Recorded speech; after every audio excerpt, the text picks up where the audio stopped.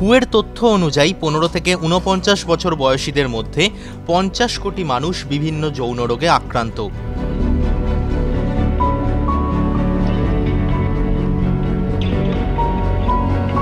প্রতিদিন নতুন করে যৌন রোগে আক্রান্ত হচ্ছেন 10 লক্ষ মানুষ।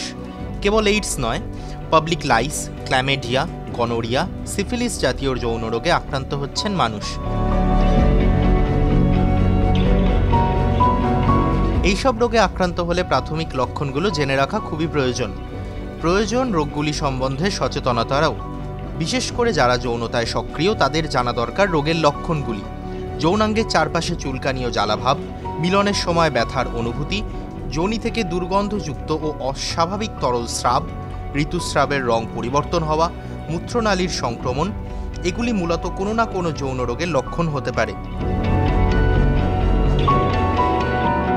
যৌন মিলন ছাড়াও এইডস জাতীয় যৌন রোগ সংক্রমিত হয় কিভাবে? এইডসে আক্রান্ত মহিলা গর্ভবতী হলে ভ্রূণের মধ্যে তা সংক্রমিত হতে পারে। এইডস রোগীর রক্তের সংস্পর্শে আসা সূঁচ যদি অন্য রোগীর দেহে ফোটানো হয় তার থেকেও সংক্রমিত হতে পারে এইডস। রোগীর সঙ্গে করমর্দন বা তার ব্যবহৃত টয়লেট সিট থেকে কোনোভাবেই এইডস সংক্রমিত হয় না।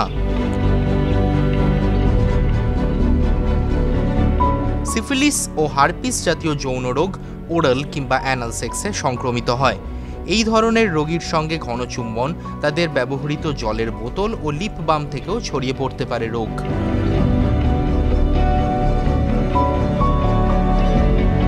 TV9 Bangla digital.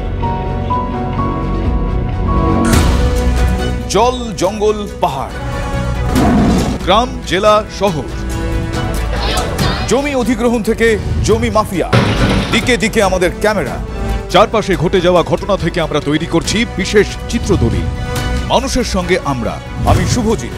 News series দেখুন আমার সঙ্গে প্রতি রবিবার রাত 10টায় TV9 বাংলায়। TV9 বাংলা, না দেখলেই নয়।